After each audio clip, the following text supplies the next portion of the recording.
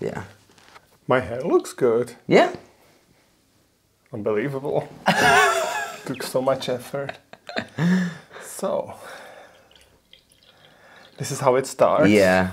And we have water because I'm not drinking alcohol anymore. Oh, you're not? I'm Congratulations. Not. Yeah, for like more than a year. That's amazing. Yeah. So, cheers. Cheers. And welcome. Thank you for having me.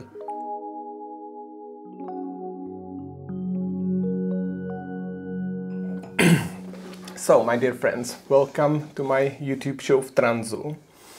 This time in English language again. And let me introduce to you my wonderful guest, Oliver. Hi. Hi. Thank you for having me. Oliver's got much better English than me for an obvious reason, because you are from... The UK? The UK, like the capital of transphobia in Europe right now. Yeah. Basically. So I guess we'll be speaking about that as well. Mm-hmm. And we will be speaking about the life in Prague for foreigners and what is it like to be trans in Prague, in this country. And before we jump to that, I always ask my guests what they do in life, because, you know, whenever trans people are in media, they are always asked about their bodies and surgeries and hormones and stuff like that. And I try to show to the public that this is not all about these like medical things, but it's more about life. So what do you do in life? Well, I work a boring 9-to-5 job, but I work in a call center. Mm-hmm. So, which, yeah, I've been there for a while, and I've worked in multiple jobs with that as well, in kind of your 9-to-5 standard job. But then I also work in a bar. Mm-hmm. So I work in a bar that is queer's Saints Bar. Mm-hmm. So I work there, and then I do my normal job, which is just to help when it's part of. So mm-hmm. If you sign up your property and you don't finish a listing, I'm the person who calls you up to be like, hey, let's finish mm-hmm. that property listing. So we do the sales side, but yeah, it's a call center that works with multiple different companies or different companies more. But I just work for the subsect of so Verbo specifically. But there are other different campaigns that they have on there. And the call center works like globally, or just for this region or this country? Or? Well, the call center specifically is in the Czech Republic, mm-hmm. But the subsect I work with does multiple different places around the world. But yeah, no, I'm... And I'm also interested about working in a bar. So how does that work? So you come from work and you go directly to another job? Mm-hmm. Yes, basically. If it's a weekday, I have 15 minutes, which I go from... 15 minutes? 15 minutes. You have like 15 minutes of free time? Well, 15 minutes, that includes walking to my job, which is 10 minutes away from where I live. So you have 5 minutes? Yeah, basically, yeah. Yeah, to go and catch my breath and leave. But yeah, so but I like it though. I like working in the bar. It's very much a community setting. So it's more like a fun for you, more fun than 100%. Job, so. That's why I wouldn't class it so much as a job. If you didn't have that job, you would be just sitting home and being sad and depressed. And like the rest of us. yeah, basically. Like the rest of us who don't go to bars. Exactly. And I don't drink alcohol, I said, but that doesn't mean that I don't go to bars. No, of course. Yeah. I mean, I go to bars and I don't drink a lot of time as well. There are other enjoyable things, like meeting people, for instance. Which is the best part of a bar anyway. Yeah, that's why people go there. And I smoke weed from time to time. But like rarely nowadays. I used to, in my past life, I used to smoke like a lot. Yeah. But now I just like occasionally. Yeah. Let's put it that way. So, and maybe we can also say how we met each other, because, you know, there is one interesting thing about you. I have like few people in my life that I just keep randomly like bumping into like on the street. And I've met you like randomly like 7-8 times. I keep like meeting you all the time just by randomly on the street. It's crazy because it is the same for me. You're one of the few people where I just just bump into. I don't even know why. It's just random ones. That it was meant to be like that. Yeah. Like, but yeah. But yeah. And we met on a what was it? It was like a feminist kind of event, like an open mic, right? Yes, it was an open mic that was specifically in. It was female and people who have had a female experience through life, and it was in ROH. Yeah, Roh. Yeah. Yeah, and that's a pub in Žižkov. Yeah, that's queer friendly. Yes. Yeah, and then we went. Actually, it's where Transparent is doing most of their events, like social events. Oh wow! We usually do them in this pub. It's a nice space to do it, basically. Yeah, and you've got the outside area to it as well. But we went from there.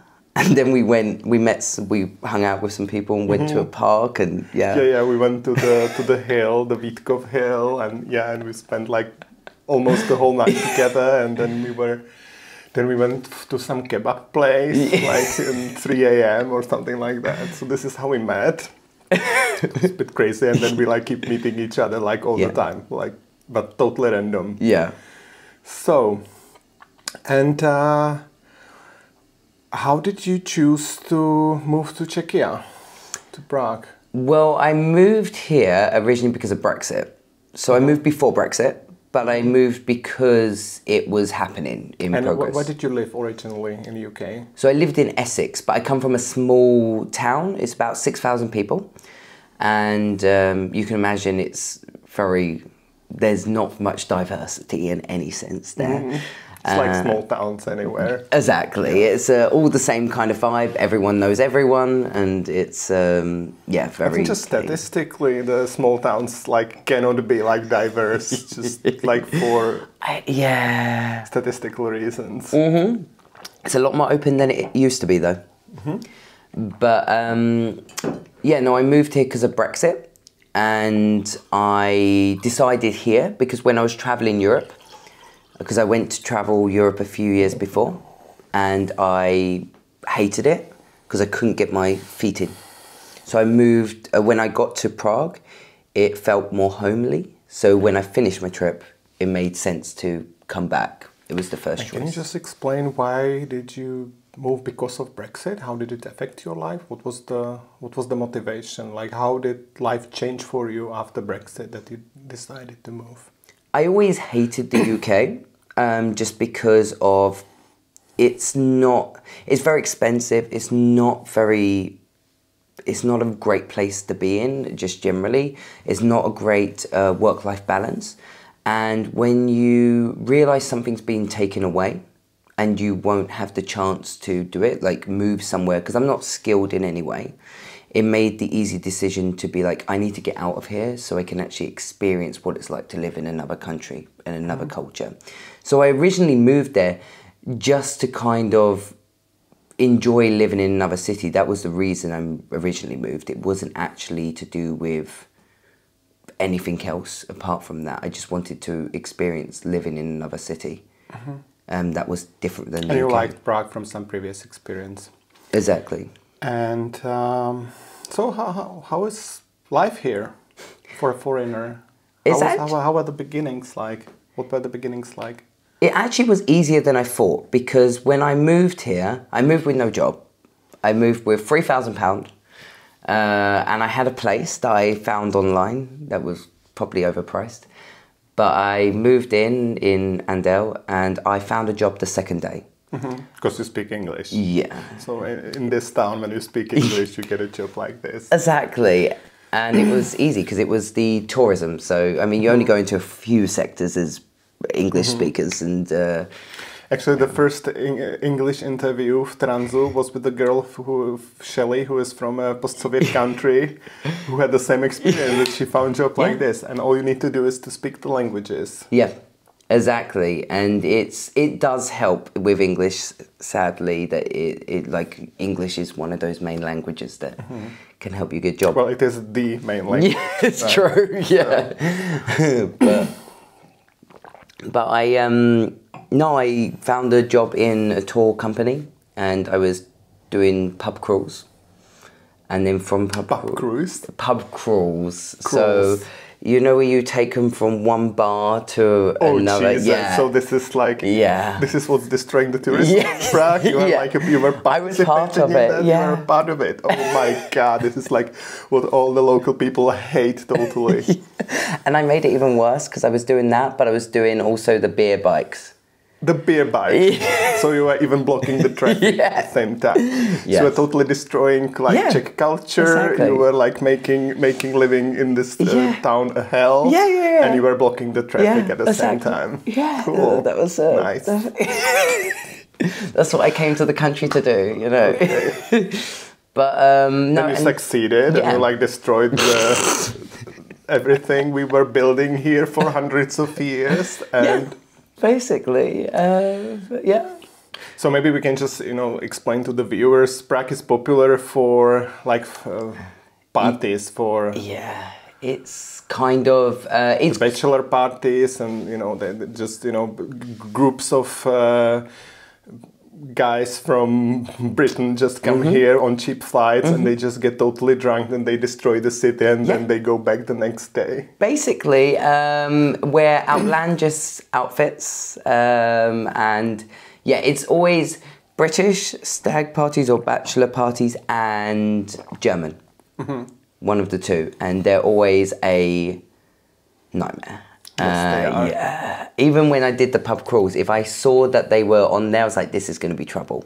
But I met some great friends there who I'm still friends with today. So it made the the transition very, very easy. So there was no problem there. And the pub crawls were pretty good. You started your transition when you were working there? Oh, no. But my transition actually started in the UK let's move there. And I always try to go chronologically. Yeah. So if you could just tell us when, the first feelings that something's different with you, when did you first have those feelings? So it's all, hindsight is 2020, so it's stuff looking back now. So when I was really young, I remember there were certain outfits that I was jealous of my cousin wearing, and I not so much looked up to him, but wished I could have his life, and this was really young. How old were you back then? Probably 8. But I didn't know what it was. Did your parents force you into wearing outfits that they wanted? No, they were actually pretty good in that way, that there was nothing that was ever forced on me to wear. So I didn't wear a lot of dresses or skirts when I had the kind of, I was at the age that I could make that decision, which was as young as you're conscious to make that decision. So there were times in my life where I did wear skirts and things like that, but it was more because of society told you to. But from 8, I think is from when I could really kind of say, oh, that was a moment. Because I remember there was a shirt that my cousin had that had flames on it, that really black with the flames, and I always wanted that. And I remember, but we used to be very close, and I think it was partly because I wanted his kind of life. I remember the other one that really distinctly sticks out, there was a few. There was one where my mum was like, you're going to have to wear a bra. And I cried, which is not a normal reaction for anyone. That one... For the feeling of the freedom. Yeah, it was just finally. It's because it was the defining moment of you're different. That's when it really stuck to me, because I didn't really see myself as different before that. And I just saw everyone as just human. And that really was a defining factor for me. And then there was a couple of people who pointed out to me, was when my friend's mum was like, oh, really, you're like a boy. And that one always stuck with me, and I was about 11 by that point, and I was like, wow. And then because I came out 5 times in my life. Yeah. Cool. But when I came out as gay originally, which would have been female gay, lesbian typically, but I never used the word. My mum, when I came out, my mum was like, "Oh, I thought Because in Czech language, the word gay is strictly means gay man, but in English language, the gay means like any gender can be gay. Exactly. It's and then so lesbian specifically. Czech viewers, they say lesbian. Yeah. But we know that like the word gay is also possible to use it for women or for men. It doesn't matter. Okay. Yeah. So it's more gendered basically for Czech people. Yeah. But because we have the word gay in Czech language as well. We use it in Czech language, but we use it for men only. Yeah, which is But so when I came out as gay, my mum was like, "I thought you were going to come out as trans," which was so strange. Yeah, and I was like, at that point. And at that point, you knew that trans people exist. So I was at this point. I was 20, I think. And I met one person who wasn't trans, was but gender non-conforming, so gender fluid. And I met them in university, and they were the first person I met that was anything other than cis. So I have a very, I think, unique experience where that was the first person I met was someone who wasn't trans man or trans woman, was non-binary. And from that person, I then would ask them questions and we would just chat, and but that was the first person I met. And then from that, the reason why I knew I wasn't, or the reason how I kind of came to an identity originally, that was somewhere on the spectrum of gender, was because I was watching a actual YouTube show called Carmilla. And they had someone in there that was gender non-conforming, and I watched a video they were in because I was a big fan. And they had some words that they were going through the LGBT plus community and different gender identities. And originally I came out as demigirl. So for anyone who doesn't know, that's where you don't associate with being... That's on the non-binary spectrum. Yeah, it's like neither male or female, but you're more on the female side. You just don't really associate with female. And that didn't last long. So you came out, that was the second coming out as a non-binary person? Bisexual was the first. Bisexual, but, okay. Yeah, that was... I just didn't do a very good job for the bisexual community because I just came out as bisexual before gay. But... Yeah, so demigirl was the first gender I came. It was kind of like tiptoeing my feet in. So that was the coming out number 3? Then? Yes. Okay. Then so 2 more. Yeah, 2 more. So I came out as... So from that, there was a YouTuber that did this interview, and this is where it really kind of stuck with me, identity in general, was called Hardell. And they wrote a book called The ABCs of LGBT. And it's a really good book. And they talked about non-binary, and that kind of clicked with me at the time. So I'll put the link to the book in the description. Because it really is a good book. I really do recommend it. It's very easy to read. Now, from non-binary, I came out when I was 21. So all this period, from 20 to 21, this is a time when I came out as demigirl, then non-binary. And it became more and more male from non-binary as the years went on. I was less female, more male. So it was an ongoing process for you. It was not like one moment when you like realized your identity, but you went through like stages. So I went through stages of being able to accept that, but then it just clicked of being trans when I was during COVID, so 2020. Like for many people, it was like people had a chance to be with themselves. Yes, which was the worst thing, but the best thing. And so at the beginning of the first lockdown, it really clicked, and there was no going back. It's like I'd opened a door that just could not be shut, and I just had to face that. Actually, COVID was also very like nice to me because I didn't lose my job. I didn't. So, but I worked remotely, and I was early in my transition. I was like few months on hormones, maybe 3 months or so. Wow. And I moved to a countryside house of my family, and I lived there alone for like 5 months or 4 months. And I was working remotely, and you know, I had everything I needed, and I was alone. I was in the nature. I even didn't know that any COVID is around because I didn't really meet any people unless I was like going for some shopping to the nearest town.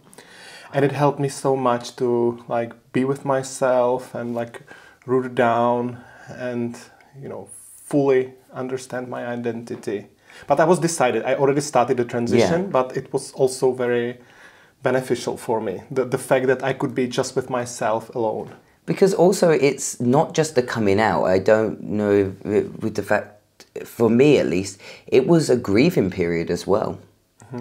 Because I went from being gay and queer to being a straight man. Straight guy, oh my God. And that was hard. It was harder than I thought to, because I thought, oh, coming out. And it was exciting to come out because I was like, oh, I finally know who I am. And I felt so that relief. You just like went into the worst thinkable literally category. And it's hard, and it's so been hard. Now you are like a white heterosexual male. Literally. I'm the worst. I'm the worst part of society. I'm the worst part of society. So... But I hope you are like ashamed of it.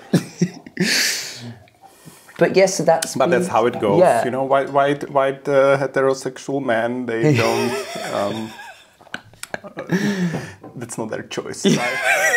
I'm on that way. You know what? But it's not the worst category. The worst category is white heterosexual cis men. Yes. So at least like you have something still like to be proud of. But it's been interesting because that really was actually a really difficult part, was trying to accept being that and also trying to fit into a world that works, to be honest, works for me or works with me as being white and straight. But it was very difficult. And then, so that's just been the process on there. But then from there, I obviously went to a sexologist. And that was back in UK? No, here. Here. I did most of my transition, except for my name, in Prague. So that all started when you were already moved, when you moved already here. So I did a lot because it's been 2 years since I've been on hormones, in March the 22nd. And so congratulations. Thank you. It's very exciting, honestly. And I think we've met when you were not on hormones yet. And what I remember that you had actually like passing before. You didn't like need the hormones really, and you were even able to do like the deep voice. Yes, it was. I used to put that on a lot. Yeah. So you were one of the lucky persons that didn't like really need the hormones. But of course, like you look much more masculine right now. Like it's incomparable. But some people really need hormones, and for some people it's just like a bonus, extra bonus. Yeah, it's like some people don't really want it, and some people do. Some people don't want surgery or whatever the situation. For me, it was important, and I started the hormones, and it really made a big difference in my life. And because most of the time I would not get misgendered, but sometimes you would do, and but the hormones have really made a big difference. And now you don't probably. I can't imagine anyone would misgender you right now. But let's get back to the sexology. Yeah. So this is what's really interesting to me. So what was it like? What was your like first visit to the sexologist, and if you can tell their name? So I'm not very good at last names, but you'll probably be able to help me with this. There we go. Oh, Jesus. Yeah. Okay. I actually have to say, I know the situations. The touching stories. Yeah. I have been touched, but I haven't. Right. I knew what I was getting into because you made a research. Yes, and I have friends who suggested, because he did have space, and I was like, I'm willing to. Let's survive it. Yeah, survive it and just get the hormones and just go forward. Let him touch you. And let's get away with it. And it was only once because it was the time before I was given the hormones, so I was just like, it's fine, just, you know. But I was told to go to him, and I know he's better than some. But yeah, I didn't, when I went there for the first appointment, I had my friend with me, and To help you with the language? No, just as support. He spoke English? Yeah, yeah, he speaks English, and it was just kind of very general. Well, the doctors should be speaking English. They have like universities, right? You'd be surprised, not all doctors do. But luckily in there, the reception doesn't, but he does. So we had a general discussion and then booked for the next appointment. I can't remember what the next appointment was, but it was just a general. The first was just a general. And then I had an appointment booked for the next appointment, and I had to do a load of, you know, examinations and stuff. So, like and that. did you go as well for the examination? A psychologist? Yes. You did? Yeah. Oh, nice. Yes, everything was done in-house, but yes. Yeah, they share the same like office space. And so, yeah, so you were telling him about your sex life and stuff? Yes, as was asked and requested. So I answered the questions that were required, and you did some some drawings and stuff like that. But yeah, I was a little bit nervous about that one, but luckily that one went through fine. And because you are a self-confident person, that's all that matters. It's true, but I'm also neurodivergent, and I didn't tell them that, of course. Of course you don't. Nothing. No, you don't tell them. I didn't tell him that I smoke weed every day back then. Because I read the book, you know, he's telling everyone that they are supposed to read his book, and in his book you have it's basically an instruction set, what to say and what not to say. So in his book, I read that like when you are on drugs, it's a big no-no. So he asked me, do you do drugs? And I said, of course not. Yeah, so because I was warned, like, you know, don't say certain things and say certain things, and so I was careful on what I was saying there. But I didn't tell him it was neurodivergent. But a lot of the examinations that they make you do affect neurodivergence. So I was a little bit nervous. I was not going to pass it for that reason, but I passed it and it was fine. I do remember after my first appointment with, I had to do the CV, the trans CV. I don't know. Oh yeah, some people have to. I didn't have to. I never handed it in. He never asked for it, but I had to do the trans CV and do a diary. But that wasn't to hand in. The diary was for myself, of like. Did you use the professional template in Word for the CV? I know, you know, I like, yes, this is my job description. I did do it, but I don't know where I put it. On LinkedIn, probably. Yeah, it's still on there. No. That's where the trans CV is supposed to go. I wonder where that went. Yeah, no. But it's so then from that, I eventually got hormones. But I looked up when I first came out as trans, or at least when I remember, was in May, I think, 2020. Was when because I have the paper of the different names I had on a list of, like, you know, when you choose a name for yourself. And you were changing names here or in the UK? So when... Because you have like UK citizenship, right? Yeah. Still. So I have the benefit that when it hit last year, I had two major changes. One, which was the name change. That's the first one I did. And with that, it was better for me to go to UK. And in UK, you can just do the name change. Exactly. Nobody asks you questions. You can choose any name you want.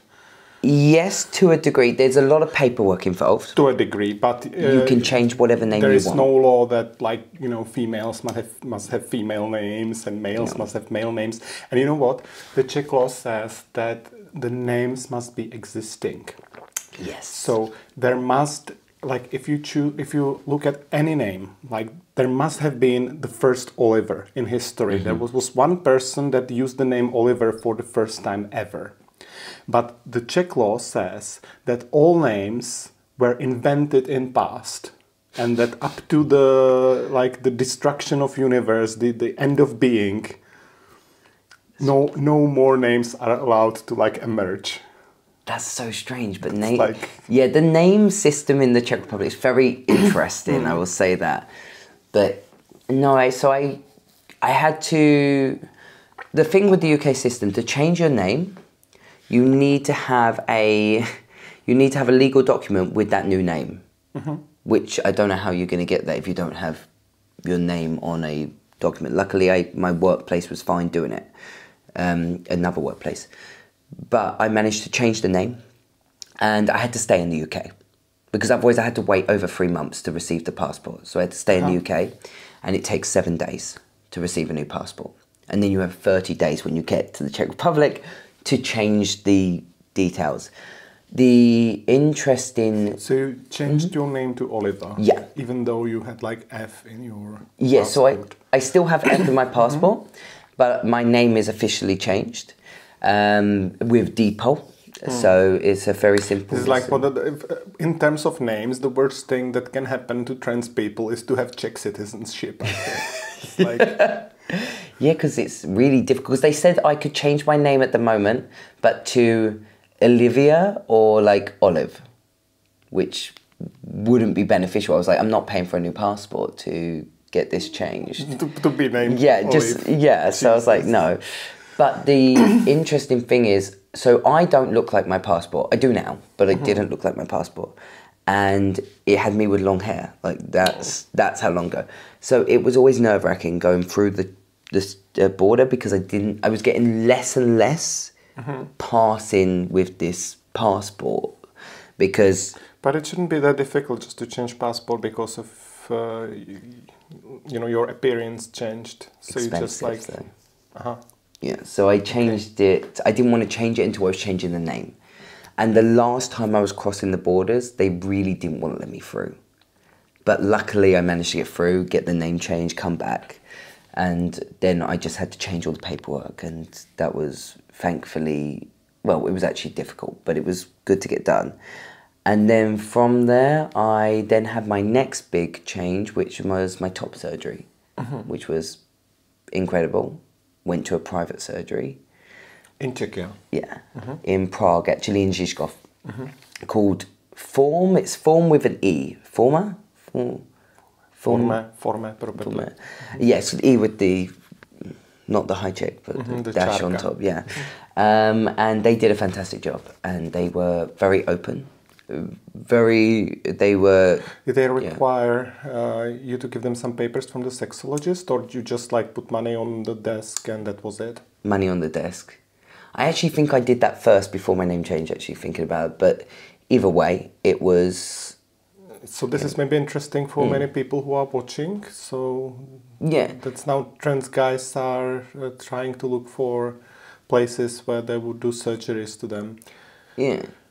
And is it a secret? How much did you pay for it? Oh, no. I paid £4,000, which is roughly around, I think, 120,000 crowns. They do a severe as well. It is, but it's actually more than half the price than you pay in the UK or the US or most Because I've heard about trans guys in Czechia who paid about half the price. If we did the calculation correctly. I'm not I'm very bad at math. Me too. But I really liked that. They were really clean. They're really good clinic to go to. Well, you know, clinics are supposed to be clean. You'd be surprised, right? No. But they were really, really nice there. They called me by the correct name. They never misgendered me. The staff were lovely. I was never treated differently. You know, this is the difference between the private and public healthcare. Exactly. You are a client, you are a customer. They will give you the best. Yes. But they didn't require any paperwork at all. They did the surgery. And I mean, it could have cost extra because I needed longer scars because otherwise you end up with the dog ears. So they did extra work on there as well to make the scar longer. But they did a fantastic job with it, and yeah, no, I really do recommend them. I do think they're a fantastic clinic. Who you go there for multiple checkups, and they're fantastic. The problem is they can't do the doctor's note. So if anyone needs a doctor's note for work, they're not able to do that. But you should be able to get that from your doctor. It really does depend. Though. I remember you wrote me back then because of it. No. Yeah. There was a big problem. That you had to take vacation in your job, and then you managed to like get it somehow. No, I had to take the time off because I'd already had the surgery. There was nothing I could do. But the doctor's surgery was not a good clinic because they refused to do the sick leave, which they should have offered it to me because it was my GP and it is. A situation where you do have to be off, but they said because it's elective surgery that I wasn't entitled to get the sick leave. But I did look into it and they should have offered it to me. And they weren't a very good doctor's clinic because they also didn't want to even do the injection when I needed them to, the testosterone shot. So I think they were just transphobic, to be honest, but yeah. But that's the very rare experience I've had, luckily. Very, very lucky with professionals. And there was a time pressure because, I think things like this shouldn't be happening. And there are ways how to, try to legally push it and so on. But it takes time and you needed the vacation, immediately or the sick leave, actually. Exactly. But the solution for you was that you took vacation and that was it. Basically. And it's over, and now you're like... Yeah. I moved forward from it, it now is what it is. Now your body looks the way you want. Exactly. Do you plan to go for any other surgeries? Yeah, so I'm going this year. I will be having what they call here the gender reassignment surgery, which is where they remove the liposcot. I can't say the word. You know where laparoscopic. Yeah, there we go. Remove the cervix or uterus. So they removed that. That's this year, and then I do want to go and have bottom surgery eventually. But I was approved it because you have to go with the council. Have you gone to the council where they? I haven't because I decided not to go for any surgeries. I'm happy with hormones only. I don't need anything else. It just made me happy, and I don't need anything. And therefore, I don't need to go to the council. You had to. Yeah. Even as a foreigner. Yeah, but there to talk to me in English, but they don't ask many questions. It was very daunting. They don't. Yeah. The people keep telling me that this is just they have to do it. Yes. So it takes 3 minutes and you're gone. It's very interesting. You walk in, it's very daunting because all eyes are on you and it's like a big long table. There comes the transsexual. Basically. And you walk in, they ask you a couple of things, you walk out, then you come back and they tell you that you'll receive the paperwork. So I received the paperwork and the paperwork's for everything. So I'll go from there and go further surgeries. But it's a long process because there's multiple surgeries involved. But yeah, it's an interesting process, but I did everything else here and I'll carry on doing everything else here. It's a lot easier than in the UK. In the UK, it's a 4-year waiting list minimum to see anyone on public. I've heard, yes. Unless you pay for it a lot, and then if you pay a lot, then you get it immediately. Yeah. But the amount of people in private now in the UK means the waiting list is longer. But in Northern Ireland, it's 6 years. Jesus. Yeah, which is ridiculous. They see 5 new people a year. Major part of your life. Yeah. If you are 20, that's more than half of your adult life. Yeah. Now, so your appearance changed a lot on hormones, and wonderful. You are a handsome guy. What about your parents? How do they react to this change? Was it easy for them or not? It's difficult because I don't talk to them. But they did respect my name. Always has done. But your mom, you said your mom, when you came out as gay, she said, I thought you would come out as trans, so... She's difficult because she's really religious. So she wasn't okay with me being gay. She thought she was, or she acted like she was. But then when I came out as trans, because I was a straight man, she didn't have a problem with it. Oh, nice. So it's quite interesting. So everything is okay. This is how the Bible wants it. Yeah, exactly. It just took a few years, but... Jesus would be proud of you. I did do a full circle, so you know. But my mum she's not great now with it. So I don't know, she's just very strict Christian. So you are not in contact right now? No. And my dad, he was upset that I didn't pick a name starting with the letter of my dead name. But I chose a name that I didn't want it to be associated with my dead name in any way. And so I think they did grieve, but I didn't really see them. But they never purposely said, like, would misgender me, which was good. So you don't see them on Christmas even, or? No, I stay here, and I normally celebrate the 24th because the 25th is a little sad for me, but the 24th is exciting because there's a lot of cookies and you know, a lot of food and alcohol. But you know, yeah. And what about the coming out at workplace? So with workplace, so when I came out, I was a tour guide before this. So I was an actual day tour guide, not the night one at this point. And I lost my job because of COVID. So when I actually went to the next job, I'd already come out. So the only thing was that because it was a legal business entity, I had to have on the, you know, like Microsoft, you have to have your legal name because it's the legal... In the contract. Yeah. But did they respect your preferred name everywhere else? Yeah. So everywhere else, they were all very good. My actual manager at the time was in Blue Link, which is another call center. But she was like, if anyone says anything, you come to me. And I'm serious about that. So she was very, very supportive. And everyone in my team was. Generally, these like international corporations, they are a safe space for trans people. They really are. This is how it works. Exactly, and I've not had any issue. The only job I've ever had an issue was not actually a job I took, but it was an interview where they were asking me inappropriate questions in the email. So I was just like, I'm not going to respond to this because it was... Who? I don't remember. It was for a preschool, and it was very inappropriate, and it was just asking me stuff about, like, I think surgeries and stuff like that, which I was just like, I didn't get this. Yeah. It was... Who exactly asked you why and where? This was a preschool, but it was by preschool. Before primary school, before.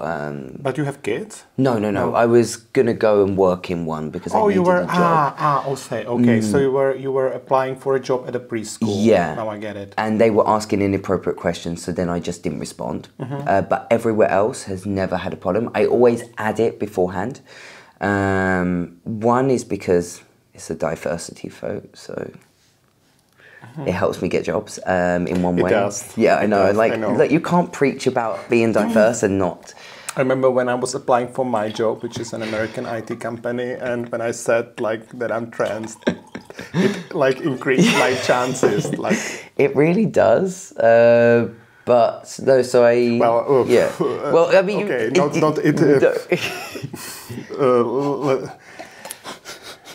it didn't increase my chances. In fact, it helped. Yeah. It helped because I, of course, had to go through the technical interviews. I had to go like to 6 very deep technical interviews and everything. But it made them happy that they will like, you know, they will have someone diverse to improve the stats. So. Exactly, and it's so I always put it in there, and I also, for the other reason I put it in there is so that it doesn't get awkward. Just to make sure that, you know, the company I work for doesn't discriminate people, but what they do is whenever they have like an open position on any job, they get several candidates that they do the interview rounds with, and at least one of the candidates must be either a woman or from some like diverse environment, so ethnically or an LGBT member or something like that.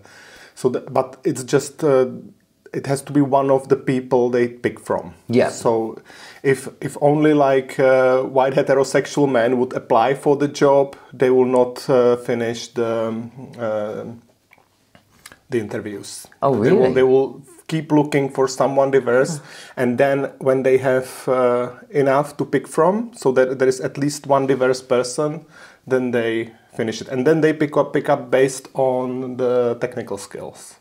Oh, that's cool. Yeah, because I found it hasn't been, I don't really know what the interview process was for any job I've actually taken. I just know that it has, like, it's one of those where I think it's not harming the CV anyway, or harming the situation, but So I think this way is fair. So yeah. they pick people based on their technical skills. Yeah. That's the thing that matters. But there must always be at least one person, like diverse person to pick from. Of course, because I think that it does make it more fair that way. But so I didn't get my job because of that. Of course not. You got it because of the technical skills, but it's but like you said, it at least gives you some sort of, especially in such a world where it's like such a competitive environment, it does help us well, or it doesn't hinder. But yeah, no. So I put it in there, and I put it in there also so that it's not a shock to anyone. Of like, I do it just because I'm like, I don't want to be answering these questions. Let's just put it on there. And everyone was fine. Yeah. Your colleagues and... I haven't had a problem with any colleagues. I have had situations where people knew who I was like, that's not fair, they shouldn't have known because it was mine to tell. Where it's been told to managers and to other colleagues. So you were like outed? Yes. Without you wanting to be outed? Because there's certain times when I'm like, I am happy, I'm very proud to be trans, and I tell most people, but sometimes I just can't be bothered to answer the questions. Like, I'm sure you have a similar experience with that. I actually go to companies to train them how to treat trans employees or trans customers, and I've been into like 15. That's already. Amazing. And we always come to the point when someone asks, okay, so what are the appropriate questions to ask? And I always tell them none. There are like no appropriate questions. You should be treating trans people as anyone else. Like most trans people, they just want it not to be an issue, not to be something to discuss. And if they start talking about their life and they start talking about it, then it's okay, like I do now.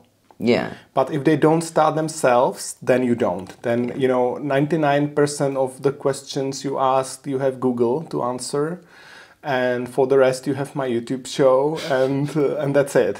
Exactly. And if there are questions that are private and Google doesn't answer them, then, you are not entitled to know. Because I know that being trans sparks curiosity in people. But it's their problem. Yeah. It's not their right for their curiosity to be fulfilled. No. So. And that's the thing, is like, especially now, there's certain, because like my friends know and people do know in general, depends on where you are. But at workplace, I just kind of want to just exist. And so sometimes I'm like, I wish they didn't know, because then it feels different in a way. But yeah, no, I enjoy where I can just sometimes not have to say anything, but it is the thing that you get asked questions continuously, and a lot of those are inappropriate as well. Yeah, they usually are. Usually. Are there like any trans questions that are actually appropriate? I do get asked some nice ones from friends who are straight and cis, but it is the ones when it's not done. Questions about the bodies. Yes. And I always tell people that, when you say transition, it actually means 3 different things. Yeah. It's legal transition, social transition, and medical transition. Yeah. And if you don't use the adjective, if you use the word transition just as it is, like the media for decades, they were talking about it as if the medical transition was the only one that existed. And I tell them, if you say transition with no adjective, you mean the social. It's a social phenomenon. So the medical transition is just something to help. It's actually like cosmetic. Exactly. It's the social one that's the most important of any of it. And people keep asking about the bodies all the time. Which is not even the most interesting part. No. It's really not. No. Like, the most interesting is the social, but it's being asked the same questions continuously that you, in like everyday life, and you're just like, I just want to exist. So, so sometimes it's... But I'm okay asking you questions. No, of course. This is completely different. You came here for this reason, and I have the same, have the same like life experience. Yeah, it's more just in everyday, you know, out and about, when, And speaking about the questions, I think we will, kind of running of time, but... I always ask people also about the relationships, because this is something that is very specific for trans people. So how... Relationships as in romantic? Yeah. Okay. I've had, most time, there is not an issue. So most people who are attracted to me they know I'm trans, and they don't have any problem. So I find it's very... I don't know, but from what I can see and what I've kind of experienced, women don't really seem to care as much as I would say men do. That's what I would say is, I think it's very much a toxic masculinity of like, cis men are a lot more... There's a lot of homophobia in there. Whereas like women are more open. A major amount of transphobia is actually homophobia, in fact. Oh, 100%, because that's where they're like, oh, I'm not gay, but it's not to do with that. So I'm very lucky with in that way, even though it shouldn't be a case, but that basically is it. I'm quite lucky. But otherwise, I've been, mainly the people I've dated or been in relationships with have been somewhere on the queer spectrum, so pansexual typically. That's just how it's fallen. And the more I think now is... people, I feel like now more people who are not necessarily queer are also open to dating me, but I'm not dating at the moment, basically. You're not, and you don't want to? Not at the moment, Not at the moment, Give me some time. Give him some time. But no, so it's really now, I think people don't really care. I have had some people do the inappropriate thing of like, oh, if you're a cis guy, then I'll date you, which is just wrong in every sense, because I'm not going to date you. But most of the time, women don't really care. And could you advise to other, trans people or queer people in general who are foreigners living in Prague, where are the places to go, maybe online and offline? I mean, there are... is there a community or... It's very difficult. We do have some groups that I do want to pick back up. There is the trans and non-binary group, which is just a good one to go to. It's expat basis. But I want to bring it back up because it's been quite quiet for a while. We do have the karaoke, which happens every Sunday. It's queer karaoke. And most people in there, I would say, are somewhere on the gender spectrum. Whether this is trans, non-binary, that's where most people are. And they're very open, and it's always happens every Sunday in Backdoor Bar. And you'll be able to find it under queer and drag karaoke, or the other way around, drag and queer karaoke, which is always one to go to. Otherwise, sadly, there's not a huge amount of things going for expats at the moment, but it doesn't mean that there can't be things posted that would bring queer events up. They do have now, actually, there is a queer board game night, which happens every Thursday. And that's in Gikana, I believe. So I'll put some links in the descriptions where people can have a look.